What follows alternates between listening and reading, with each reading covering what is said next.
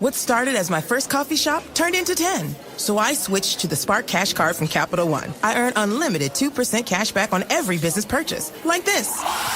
That's thousands of dollars going back into my business. What's in your wallet? Capital One Bank USA N.A.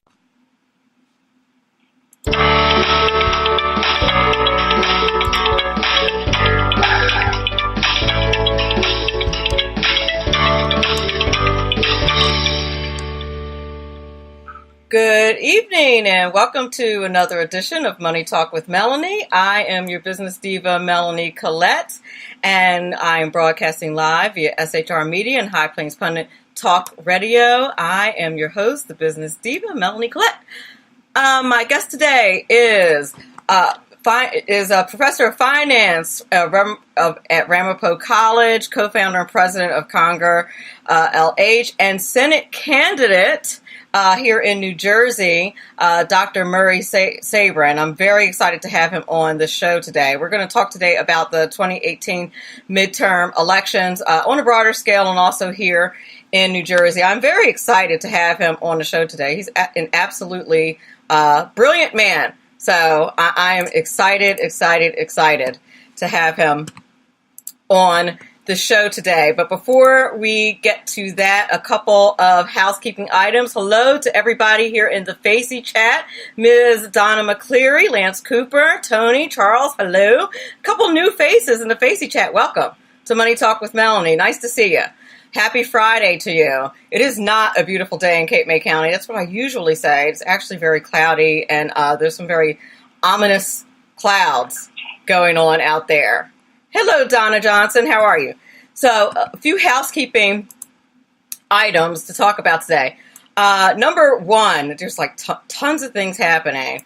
Why have I been so busy? I thought I would address this matter because I haven't been doing very many live shows. They've been a little bit on the spotty side, so I thought that I would explain myself.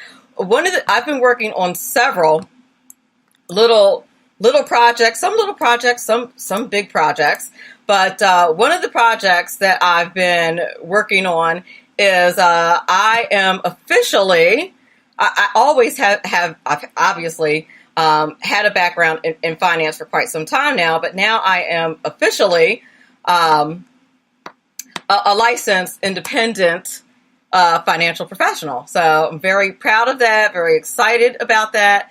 And now officially offering my services. So I'm super, super duper excited about that. I'm working out of New Jersey, but I'm also working in Maryland and Greater DC and Philadelphia.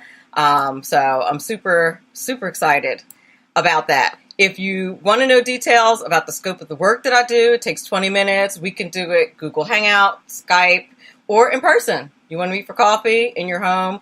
I spent a year working on this because I wanted to vet the companies that I was working with. I actually started out working with this one company, and so that I don't lose my license as quickly as I got it.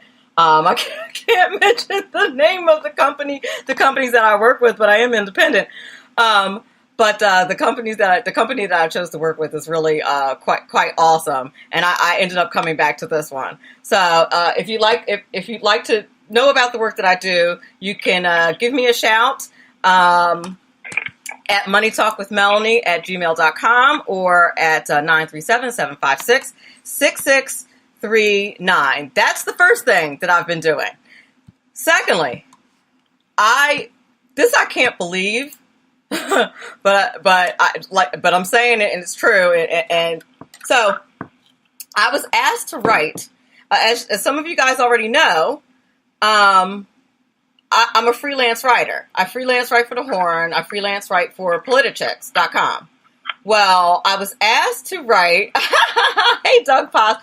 Doug says, "Oh boy, real live Melanie." Yes, she is here. Yes, I'm here and live. I was asked to to write the foreword for a book. Now, I have never done that before, and I was just completely flattered and I wanted to do a good job. So it took me a long time. I'm going to be completely honest and say I was very intimidated by this task. But I did a couple edits, and it's gone through, and her publicist, the author's name, I should tell you that the name of the book is called Miraculous Identity by Linda Brightman.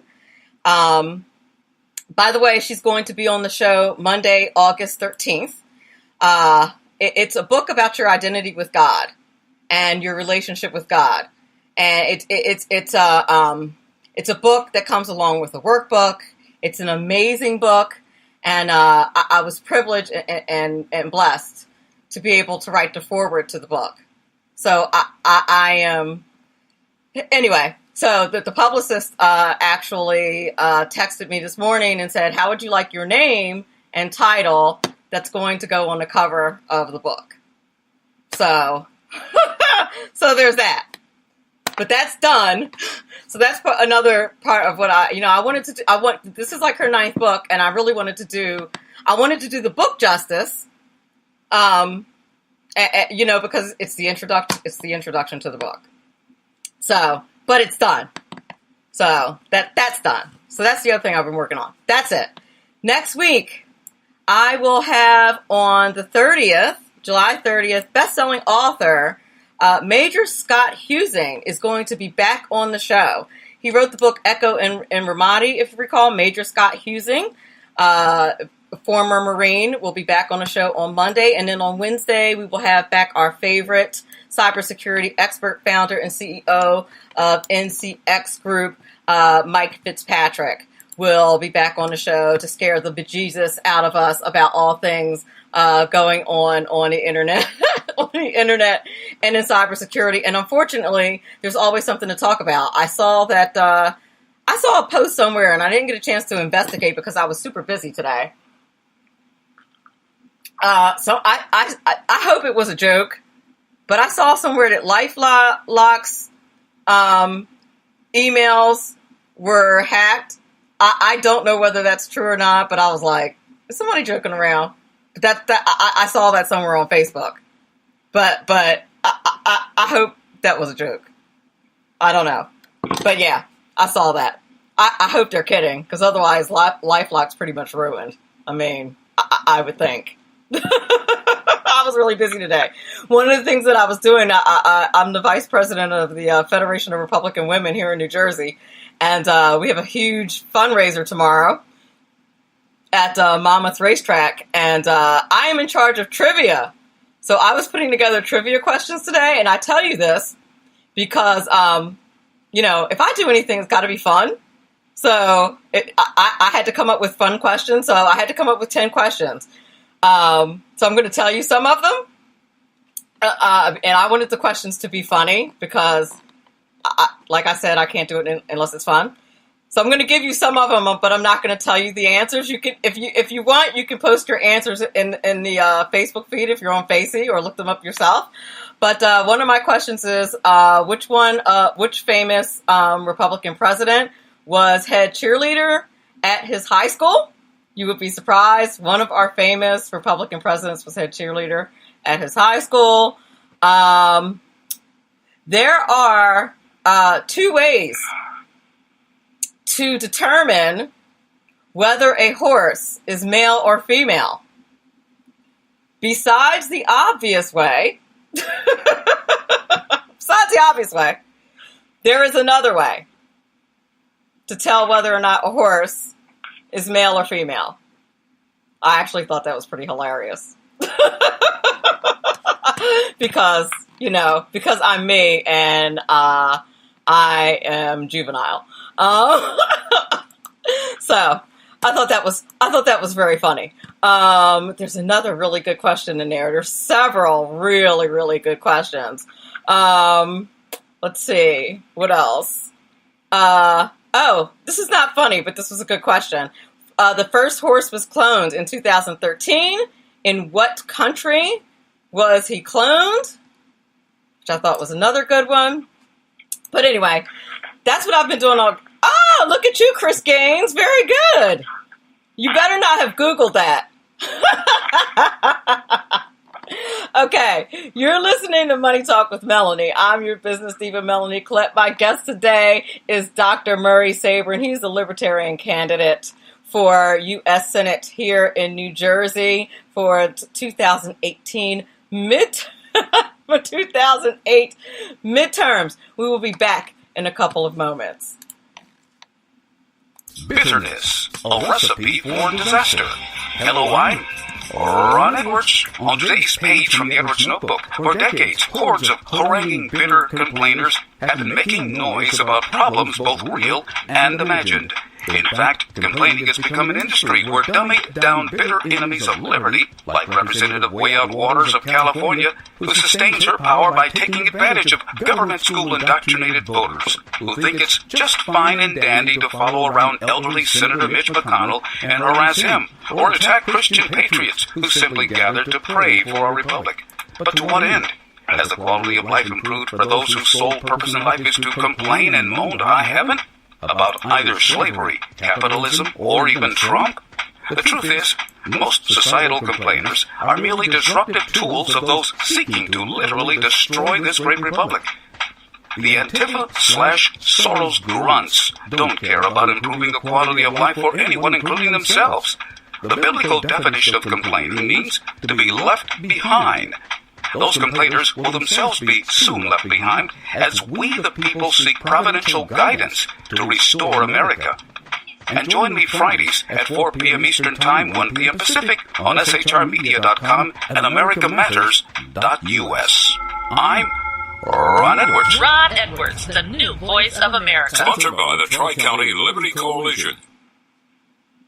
Who likes paying taxes? Nobody. That's why Eva Rosenberg from TaxMama.com wants you to pay less of them. Read Small Business Taxes Made Easy and learn how legally hiring your spouse and children can slash your taxes. Learn how to set up a business plan that minimizes taxes, the benefits of setting up an exit plan, how to avoid getting audited, and how to legally increase your deductible expenses with better record-keeping techniques. Don't let the IRS squeeze you out of every penny. Visit TaxMama.com. Click on Ask a Tax Question to get free answers to your tax and business questions. That's TaxMama.com.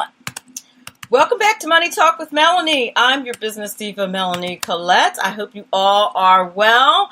My guest today is the one and only, the brilliant Dr. Murray Sabrin. He is the Libertarian candidate for Senate here in New Jersey. We're going to talk to him today about the midterm elections. Before we get to that, I want to tell you a little bit about the brilliant Dr. Murray Sabrin. I want to tell you how we met first. I was lucky enough to meet him because I subbed for a mutual friend of ours, the one and only Mr. Tom Basta, who hopefully I'll be seeing in a couple of weeks, who was on a radio show, and he asked me to sub for him. And Dr. Murray and I were on the conservative side against these two liberals. It was fun. We had a blast. And that's how I met him, and he's been on the show before, so he's returning. But he is a professor of finance and a brilliant financial mind at the Anisfield School of Business at Ramapo College of New Jersey. He's been a member of the faculty since 1985.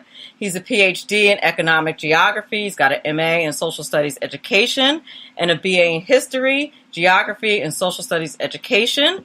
He's worked in commercial real estate sales and marketing, personal portfolio management, and economic research. In 2007, Dr. Sabrin and his wife Florence made a $250,000 gift to Ramapo College to establish the Sabrin Center for Free Enterprise at the Anisfield School of Business. His articles have appeared in The Record, The Star Ledger, Trenton Times, Asbury Park Press, and NJ Biz. His essays have appeared in Commerce Magazine, Mid-Atlantic Journal of Business, Privatization Review.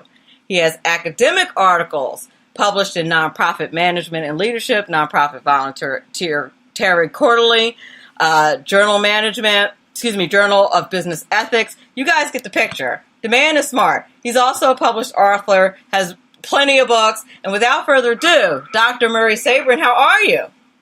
Well, thank you, Melanie. After that introduction, I think I should just say nothing. You have nothing else to say now, right? You're good. Absolutely. You're like, I can just go now. Well, welcome back to the show. Kind.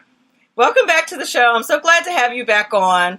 I actually, I don't know. Talking to you the last couple of days, I'm like kind of mad now. You want to talk to the audience about why I'm kind of mad?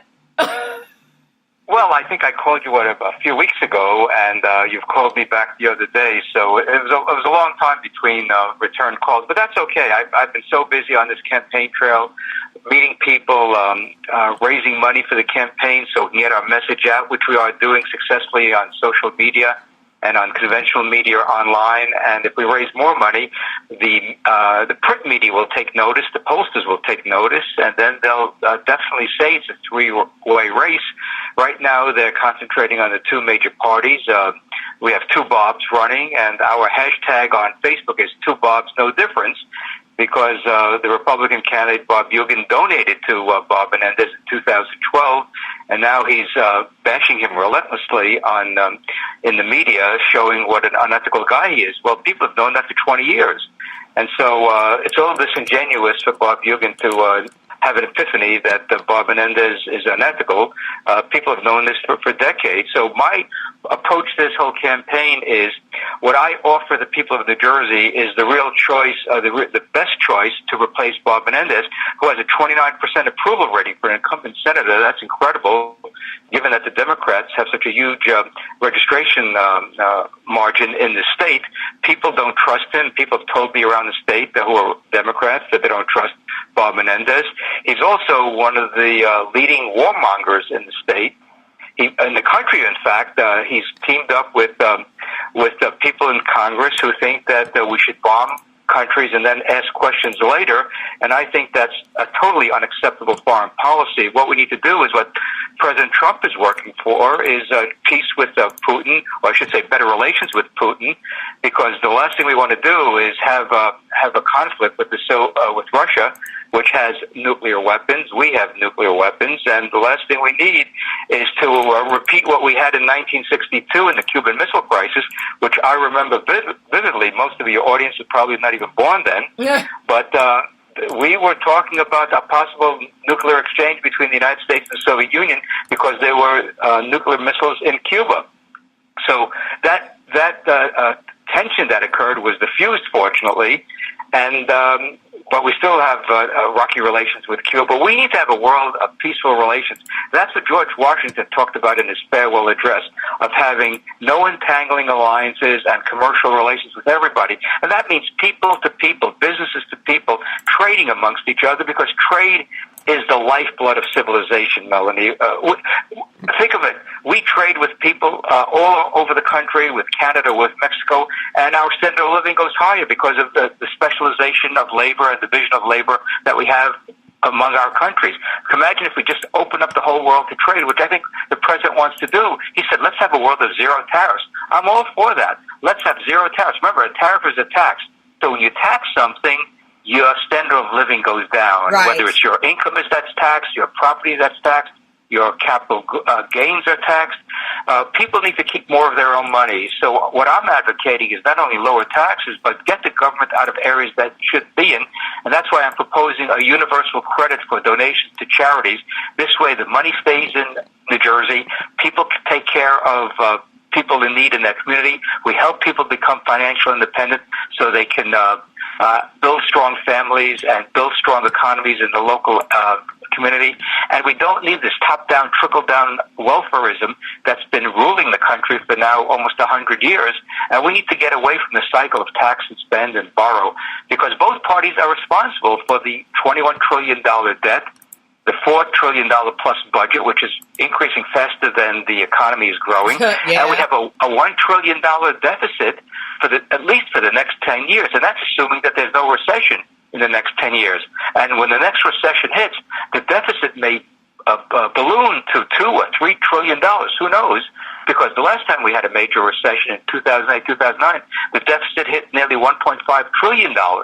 So right now we have a bigger economy, we have a bigger budget, and if the revenue dries up because of a major recession, we are going to have a major fiscal crisis in this country, and it's already baked into the cake. It's not a matter of if, Melanie, it's a matter of when this occurs.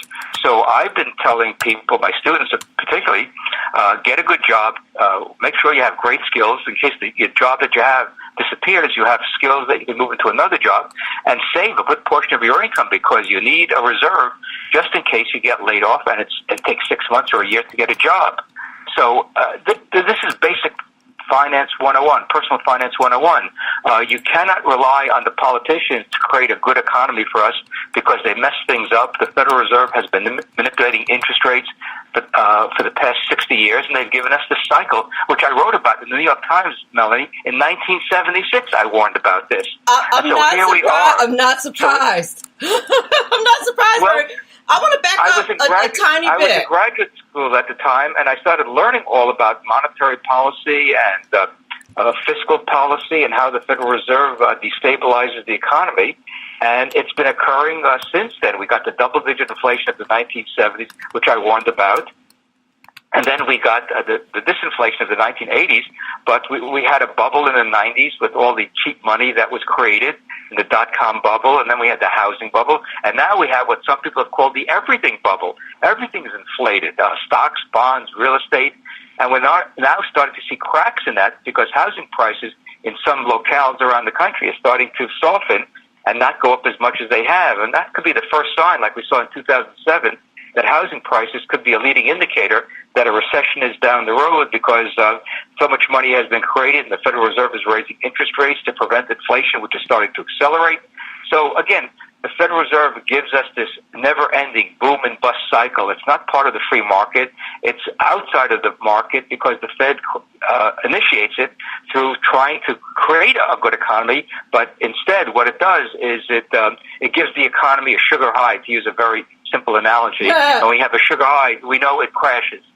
Do you think that, and I want to ask you about the dynamics of this election too, but while we're talking about this specific thing with the economy, do you think that the president knows enough about the minutia of the economy, like you just explained, to recognize what you just said about the housing market? Or I'm sure that his secretaries do, but do you think that he listens enough to understand what you just said?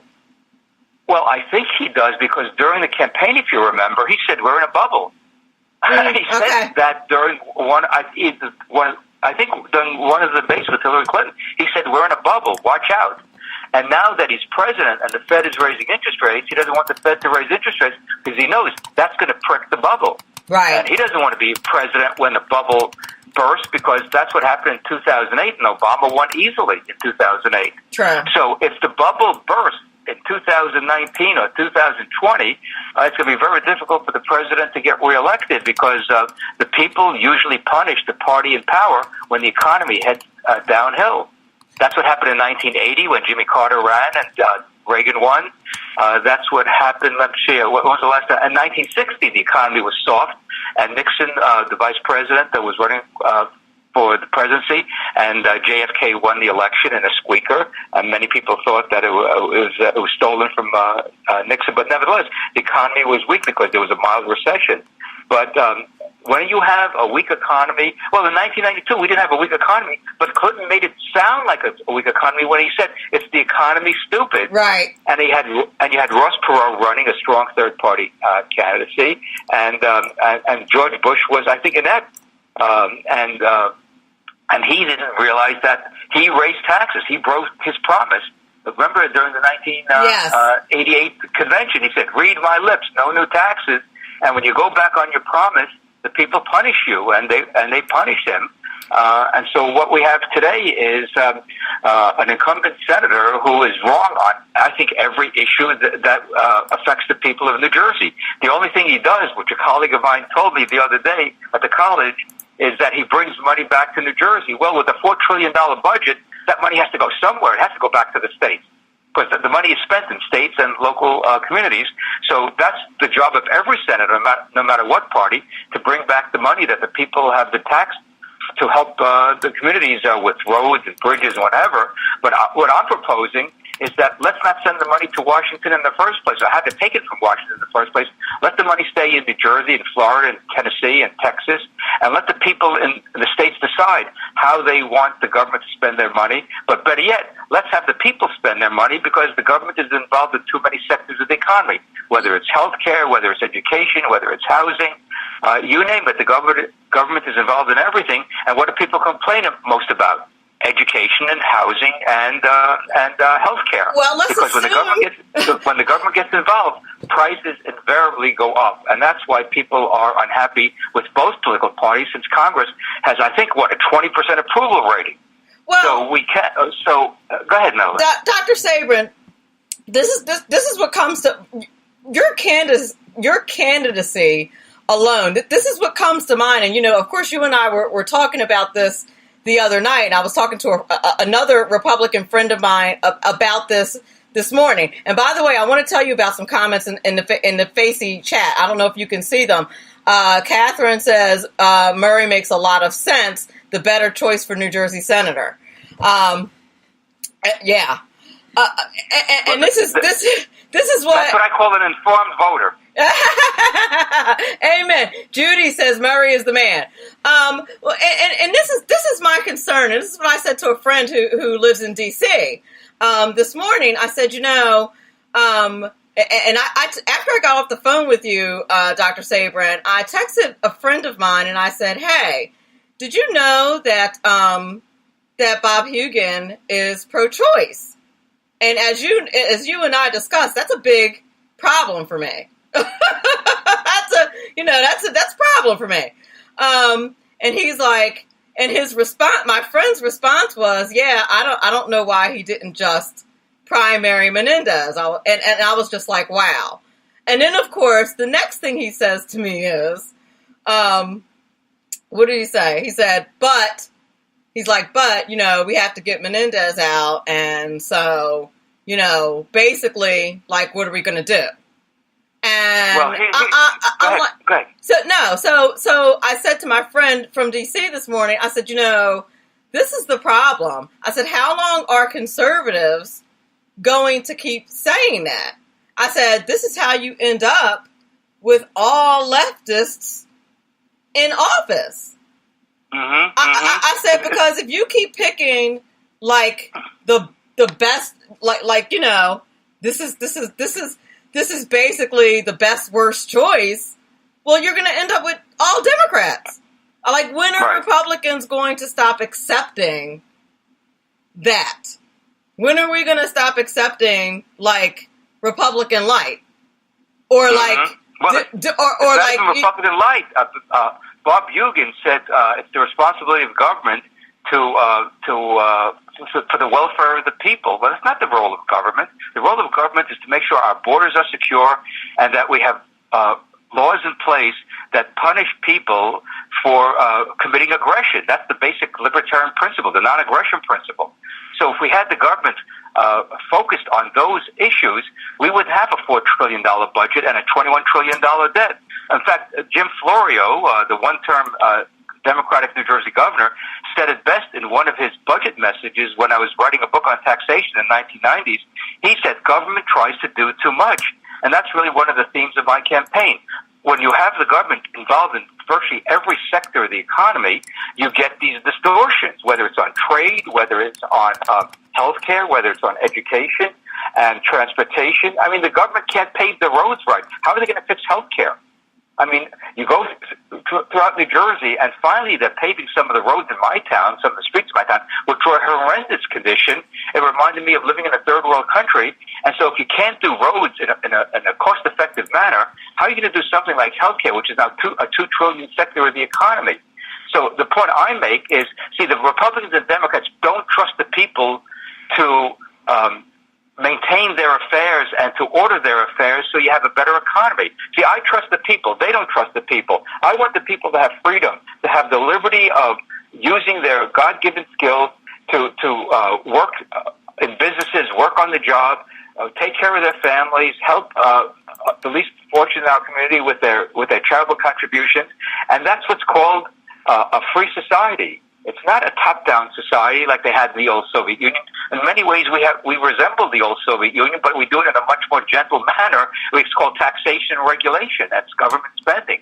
So I've taken this approach for now 50 years since I graduated college, and I started learning about this during the 1960s. And I thought the Great Society was going to be beneficial, but it kept on getting worse and worse throughout the 1960s as I was going through college. And the Vietnam War was raging, and that was a total disaster for the American people, the people of Southeast Asia and Vietnam. And so I became a conservative, and then I became a libertarian, which are not that far apart on the major issues.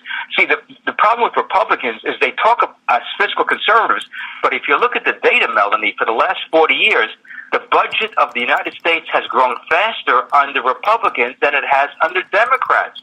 So how can Republicans campaign as fiscal conservatives when they spend like crazy once they get into office? And now you have the Republicans controlling the White House, the Congress, and they still spend money like crazy. So the point I'm making, if you really want a fiscal conservative to go into the United States Senate and say, hey, let's take a breather here and let's see what the federal government is supposed to spend based upon the Constitution, Article 1, Section 8, which outlines all the spending that the federal government is allowed to do. Hold on, Dr. Sabrin. Hold it. Wait a minute. See what the government is supposed to spend based on an article of the Constitution? I know I'd get you on that one. What kind of insane, crazy talk is that? I know. Lock me up, right? Lock me up right away. Kind of crazy. See, this is the problem we have. We have what I consider a post-constitutional America. That's because of the Supreme Court eventually upholding all the New Deal spending of the 1930s. After Roosevelt threatened to pack the court from 9 to 15 members, because prior to that, the Supreme Court was ruling all the spending that Roosevelt wanted with these agencies were unconstitutional. They were knocking down all these government programs, which, by the way, were modeled after Mussolini's Italy, a fascist economy. Now, that's very politically incorrect to say, but that's exactly what FDR was doing, and the Supreme Court, to its credit, was knocking it down until he threatened to pack the court. And then they started approving all these alphabet soup agencies that was the foundation for the economy we have today and for the size of the federal government. And then Johnson built upon that with the Great Society programs, and it's continued ever since, even with the Republicans. Nixon gave us all a bunch of government spending. George W. Bush gave us No Child Left Behind and Medicare prescription drugs. So what Republicans do when they get into office is they don't repeal previous social welfare spending. What they do is build upon it and give us more social welfare spending so more people are dependent upon the federal government. There was a wonderful book published several years ago entitled Dependent on DC. Dr. Sabrin, I hate to interrupt you, but we have we have 2 minutes to the break. I want to tell you that. And we have an objection in the in the chat. And Mike Fitzpatrick, who is our cybersecurity expert, who appears on Money Talk with Melanie Monthly, likes you. But we do have an objection in the chat. I will say that the same person said that he desperately wants to take a class with you, but he also said that we are not post-constitutional. Or maybe somebody else might have said that. Maybe it's possible that he's responding to someone in the chat and I missed it. I don't know if you said that or if I said it because if you look at the spending of the federal government, okay, most of it is not authorized by the U.S. Constitution. That's just a fact of life. So you were saying that the government is you're saying that the government is operating in a post-constitutional fashion. Is that because gotcha? Look at Obamacare. It was ruled 5-4 in favor of Obamacare by a conservative Supreme Court Justice, Chief Justice Roberts. He was the fifth vote that gave us Obamacare. There's nothing in the Constitution that authorizes the federal government to mandate that people buy health insurance. I mean, I can't find that in the Constitution. In fact, I can't absolutely. see the word health care is not in the Constitution. The word education is not in the Constitution. Housing is not in the Constitution. Nope. Retirement benefits are not in the Constitution. So what we have is spending that is not authorized by the federal government. And so if you take a very strict constructionist point of view or originalist view, if you want to have something changed in the Constitution, you pass a constitutional amendment. For example, the Constitution didn't authorize the government to ban alcohol, so they went through the constitutional route and they banned alcohol with the 18th Amendment. But Dr. Sabrin, constitutional amendments are like hard. Absolutely. Well, that's the beauty of it. It makes it very difficult to change the Constitution. They're supposed to be hard. Remember, the income tax came about because of a constitutional amendment, because in the 1890s, Congress passed an income tax and the Supreme Court ruled it was unconstitutional because it didn't follow the mandate of the Constitution. So then they passed a constitutional amendment, the 13th Amendment, to give us, the 16th Amendment, to give us an income tax. So again, if you want something that's not authorized by the Constitution, you have to amend the Constitution. You just can't pass a law and say that it's okay because Congress passed it and the Supreme Court okayed it. That doesn't make it right. I mean, slavery was upheld by the Supreme Court. That didn't make it right in the 19th century. I absolutely agree. We have to take a break, but we will be right back. I have a few questions for you from the Facey chat, which is very active.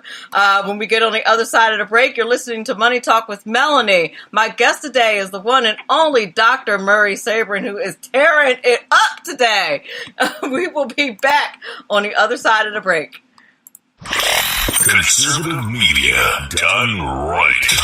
You're listening to the SHR Media Network. Hey, it's Sean from the Sackheads Radio Show. Also one of the owners here at the SHR Media Network. Are you opinionated? Have you ever wanted to do your own show? Have you ever heard somebody like the Sackheads and go, yeah, I could probably do that better? Well, now's your chance. Send me a 5-minute clip at sackheadsradio@gmail.com, and maybe you can be part of the SHR broadcast. sackheadsradio@gmail.com.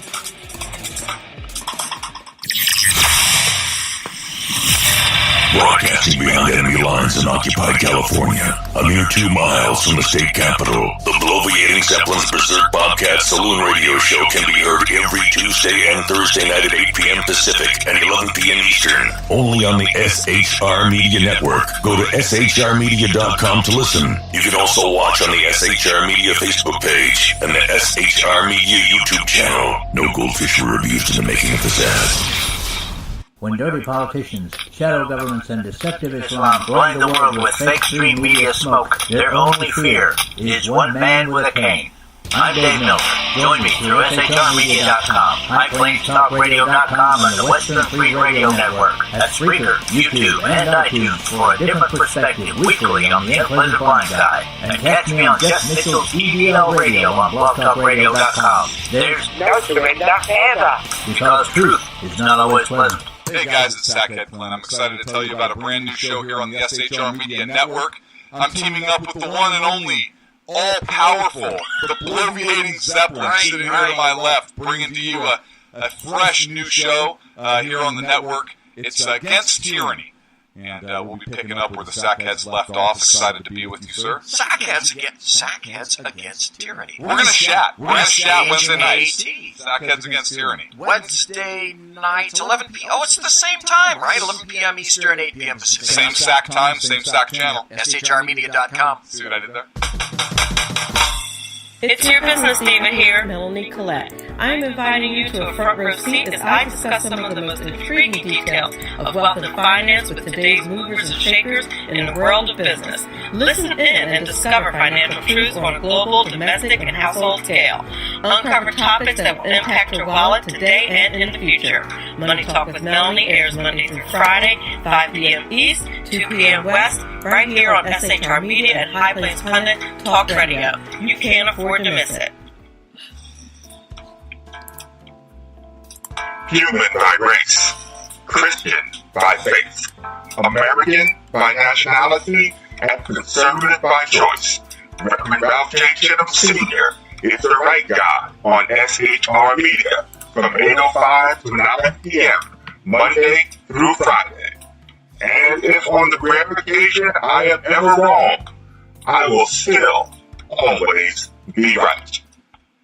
And welcome back to Money Talk with Melanie. I'm your business diva, Melanie Collette. My guest today is Dr. Murray Sabrin. He is the Libertarian candidate for U.S. Senate here in New Jersey. We're very fortunate to have him today. And Dr. Sabrin, we have I wrote down, well, not really wrote, but I took down 3 questions from the Facey chat. Otherwise, I would have forgotten them. So I want to make sure that I get them answered for the audience here in the Facey chat, which is very active. The first question is, actually, you know this gentleman. I think a couple of them are from Greg Wilson, our Three Craters guy. Right. Yeah. I forget if... I met the Three Craters guys through you. Is that how that happened? Or the other way around? I don't recall. Or did I meet you through Three? I think that's how it happened. If I met you through the Three Craters guys, I forget. Anyway, Greg Wilson asked the question, why are they opposed to adding you to the polls? What's up with that? Well, this is an interesting backstory. I recently spoke with Patrick Murray, the head of the Monmouth poll, and I told him an incident that happened a few weeks ago, and he listened very carefully. And he said he's not going to be polling till September for the U.S. Senate race because in the summertime you probably get skewed results because of people on vacation, what have you. So I think he's going to include me in the polls because we have a very active campaign on social media. I'm going around the state speaking to people, and people are coming on our campaign from the Republican side. Lisa McCormick, who ran against Menendez in the Democratic primary, said some very nice things about me when I met her a month or so ago. She is obviously 180 degrees opposite me because she believes in bigger government. But one of the things that she's concerned about is integrity in government, which, of course, Bob Menendez doesn't have because he's used his office to enrich himself. She also believes that we need people who are clear thinking and are willing to listen to other points of view, which I am. I've done that all my life, and we can discuss how we achieve some common goals like peace and freedom and prosperity and what's the best way to achieve that.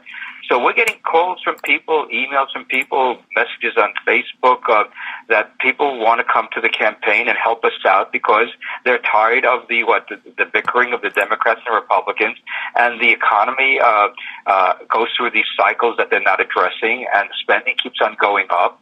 And like I said, I give Trump a lot of credit for deregulating parts of the economy, which is extremely helpful. Remember, regulations are a tax on production and consumption. Tariffs are a tax on production and consumption. Yep. So if we reduce tariffs, reduce regulations, that's going to give us a much better economy. Now, he's also reduced tax rates, but he also needs to reduce spending because otherwise the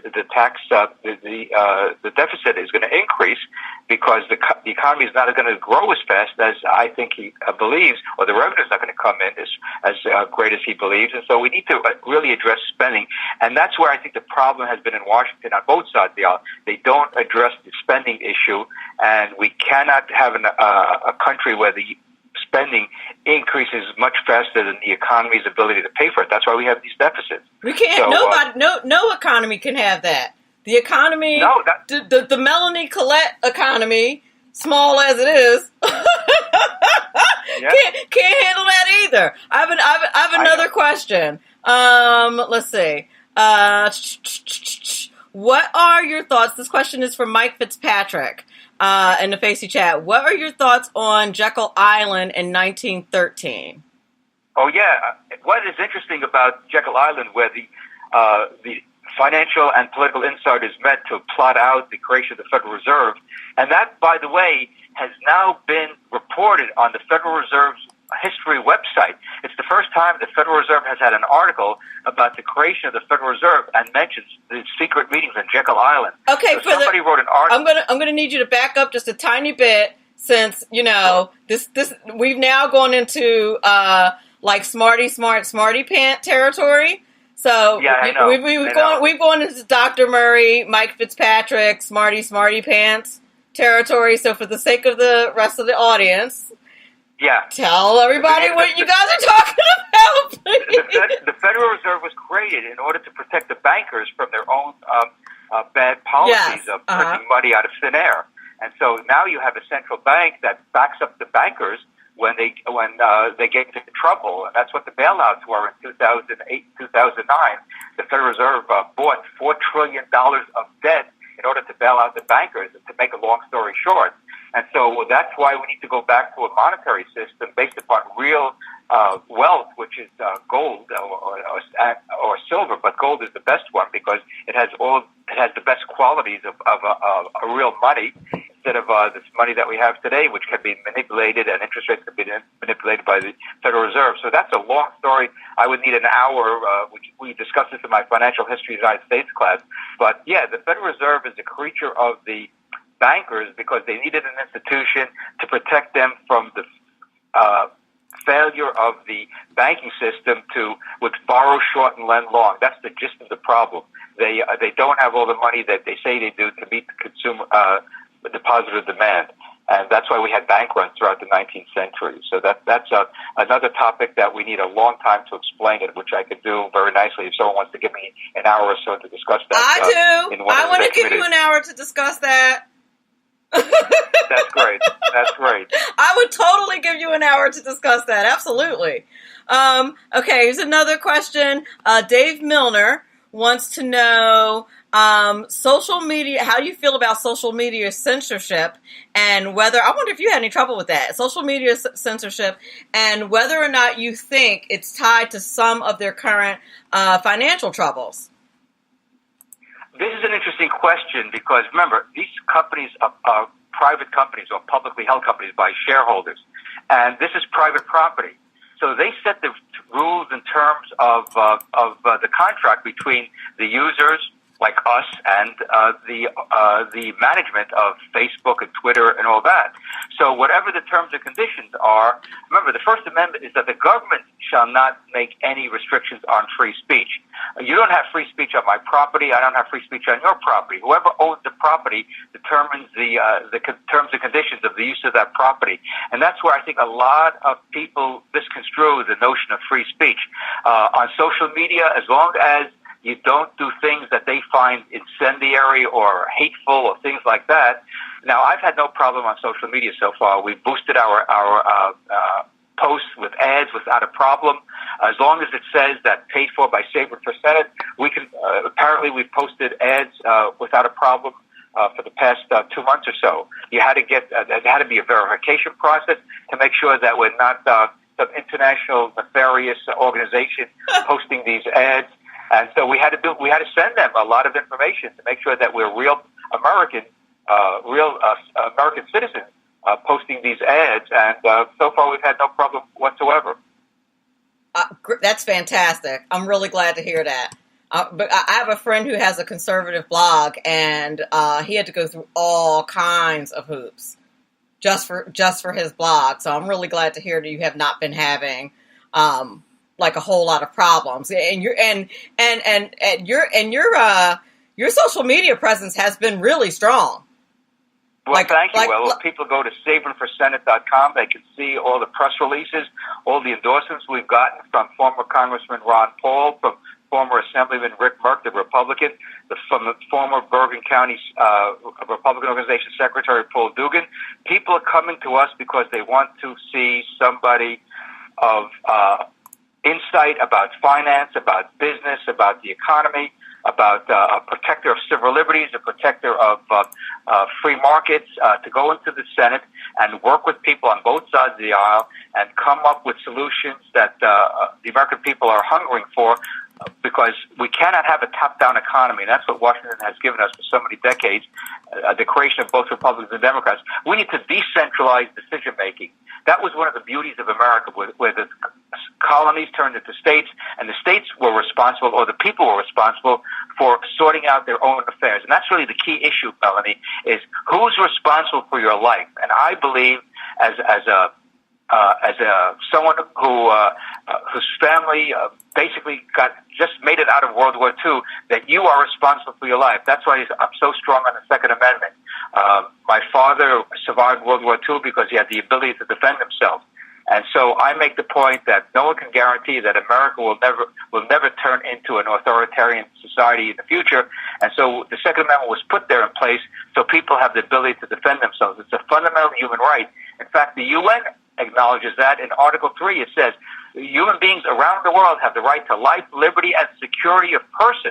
To me, that means you have to have the ability to defend yourself. Amen. And defending yourself means you have, if you want to, get a firearm, get trained, and learn how to use it. So, God forbid, something happens in your community, you can defend yourself. And that's why I've been a believer of the Second Amendment. When I first learned about it, when I became a U.S. citizen 59 years ago, I raised my right hand, read the Constitution, and learned that the First Amendment and the Bill of Rights really are important protectors of the American people's fundamental rights to life, liberty, and property. I have another question for you. It's a really great one. This is from Michael Burgess. He asked the question, if you have any idea or any projections, oh gosh, this gives me pause, about what would happen if President Trump doesn't win in 2020, I suppose, and what would happen if a Democrat wins the next election? That's to say, as regards to the Trump program right now, like, what do you think? Do you think any of his programs would survive 2020? Yeah. Well, it really depends on the makeup of the Congress, because they're the ones that have to pass the legislation. See, the problem with Sure. what's happened to the presidency, Melanie, as you know, is that there's so many, the president has the ability to do executive orders. Now, Trump has done some executive orders when he first got into office, which some of it were pretty good. But if you have a Democrat in the White House and they started issuing executive orders, which overrides what Trump did, then we've got some real serious problems down the road. So, again, you need people in Washington, especially Republicans who have been there for a long time, like Congressman Massey, Senator Rand Paul, who understand what's at stake here, and they're leading the charge in the House and in the Senate for constitutional government and making sure that the government doesn't overreach. So as a libertarian, running in this state as a libertarian, I have the opportunity to point out that if you really want someone to go to Washington to best represent the people of New Jersey, it's not the two Bobs. The two Bobs are no different. That's our hashtag. Hashtag two Bobs, no difference, because Eugen is basically a Hillary Clinton Republican. He basically said so without saying that directly, because he believes in a big welfare state. So if you want a big welfare state, then vote for Menendez. If you want someone to go and challenge the welfare state, vote for me. If you want someone to challenge the unnecessary wars that we've had, then you want me there, because the president has good instincts. He said, we've spent $7 trillion in the Mideast, and look what it's gotten us, nothing. All that money has been borrowed, and the Middle East is in no better shape than it was under the dictators. Now, that's something that it's hard for people to believe, but look how many people have died since Saddam Hussein was toppled and Gaddafi was toppled. I mean, it's a horrendous situation. People have been fighting each other in the Middle East for hundreds and hundreds of years, and for us to think that we can sort out all the differences in the Middle East is foolish, because people have these long-term antagonisms toward each other, the Sunnis, the Shias, what have you. And so for us to go in there and say we're going to be the mediators with military force hasn't worked. So I believe we need to have more diplomacy in the Mideast and have our troops make sure that America is protected and not try to sort out the conflicts that have been ongoing in the Mideast for centuries. I agree. Thank you so much. That's perfect timing. It's 5:58. Dr. Murray Sabrin, you are fantastic. Thank you. Well, thank you, Melanie. I hope all your listeners go to SabrinForSenate.com if they like what they see on the website, like what they heard this afternoon, and they hope they can support our campaign by making a donation. Last month was the 59th anniversary of becoming a U.S. citizen. We're asking everyone in New Jersey to donate $59 so we can show the media we have grassroots support throughout the state. That will guarantee me to be into the debates and in the polls. It's going to take just a few thousand people, maybe as little as 10,000 people, to give us $59 a shot, or maybe more if they have more money. And so the media will say, Murray's got major grassroots support. Something is happening in New Jersey, like it happened with Bernie Sanders in the Democratic primary, and would happen with Donald Trump in the Republican primary and in front of the presidency.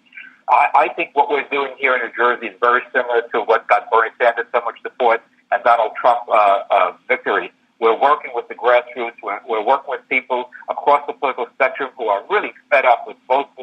days, just bickering and bickering and bickering, and just allowing the welfare state and all the other programs to just continue to escalate in cost. And that's going to have a detrimental effect on our economy if we don't start reversing direction. Yep, and I'll probably get yelled at by somebody when I get off the air. But oh well. Well, I mean, it's my show. That's why the name of the show is Money Talk with Melanie. Absolutely. Yeah. It's your show. That's how it you set works. The ground rules, and that's what America's all about. Whoever owns the property sets the ground rules. Well, yeah. The NJGOP gets enough free work out of me. This is my world, as Jesse Waters says. Absolutely. This is your world. So thank you, Melanie, for the opportunity. I really appreciate it. I hope all your listeners go to SabrinForSenate.com. I thank you so much, sir. And I thank all of you for listening. Everybody in the Facey chat, fantastic questions. You guys were really engaged. I thank you so much. If you're listening to this as a podcast, thank you very much. You guys rock. I appreciate it. All of you in SHR Media and High Plains Pundit Talk Radio Land, thank you very much. Remember, all of this is very important because after all, it's your money. Have a fantastic weekend.